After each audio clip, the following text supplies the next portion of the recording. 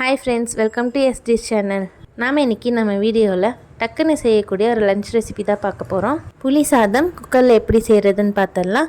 இந்த மாதிரி புளி சாதம் ஒரு தடவை ட்ரை பண்ணி பாருங்கள். நீங்கள் திரும்ப திரும்ப செய்வீங்க. ரொம்ப ஈஸியான ரெசிபி. இப்போ வாங்க எப்படி செய்கிறேன்னு பார்த்துடலாம். ஃபஸ்ட்டு இந்த ரெசிபி செய்கிறதுக்கு குக்கர் எடுத்துருக்கேன். குக்கரில் 2லேருந்து 3 ஸ்பூன் அளவுக்கு எண்ணெய் ஆட் பண்ணியிருக்கேன். எண்ணெய் நல்லா சூடானதும் கடலைப்பருப்பு 1 ஸ்பூன் அளவுக்கு ஆட் பண்ணியிருக்கேன். உடைச்ச உளுத்தம்பருப்பு 1 ஸ்பூன் அளவுக்கு ஆட் பண்ணியிருக்கேன். கூடவே கொஞ்சமாக கடுகு 1/4 ஸ்பூன் அளவு இருக்கும்.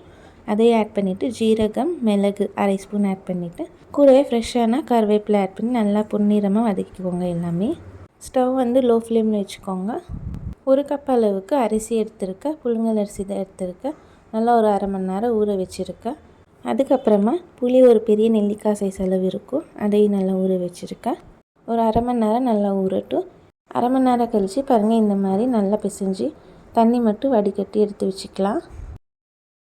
இப்போ பாருங்கள், தண்ணி மட்டும் நல்லா வடிகட்டி எடுத்து வச்சாச்சு. இப்போ இதை அப்படியே இருக்கட்டும்.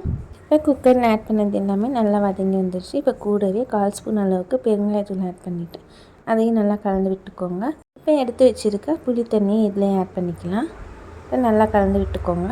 இப்போ இது கூடவே தண்ணியும் ஆட் பண்ணிக்கிறேன். இப்போ மொத்தமாக 4 கப் தண்ணி ஆட் பண்ணியிருக்கேன். 1 கப் அரிசிக்கு 4 கப் தண்ணி கரெக்டாக இருக்கும். புளி தண்ணியோடு சேர்த்து ஆட் பண்ணியிருக்கேன். இப்போ இது கூடவே 1/4 ஸ்பூன் அளவுக்கு மஞ்சள்தூள் ஆட் பண்ணியிருக்கேன். தேவையான அளவு கல் உப்பு ஆட் பண்ணிக்கிறேன். இப்போ ஊற வச்சுருக்க அரிசியை தண்ணி இல்லாமல் வடிகட்டிவிட்டு அரிசி மட்டும் இதிலே ஆட் பண்ணிக்கலாம்.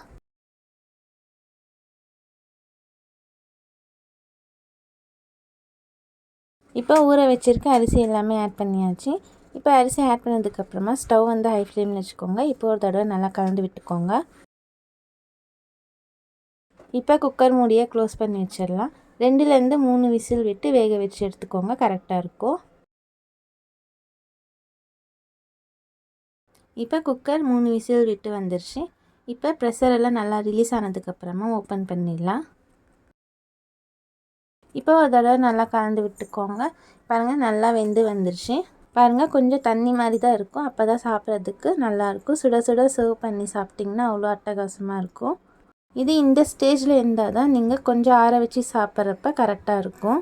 இப்போ இதுக்கு தாளிச்சிடலாம். இப்போ ஒரு பேன் எடுத்துருக்கேன். பேனில் எண்ணெய் 2 ஸ்பூன் அளவுக்கு ஆட் பண்ணியிருக்கேன்.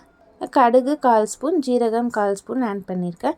நல்லா பொரிஞ்சதுக்கப்புறமா வரமிளகாய் 2 இதிலே ஆட் பண்ணிவிட்டு நல்லா வதங்கினதுக்கப்புறமா இப்போ குக்கர்லேயே ஆட் பண்ணிக்கலாம்.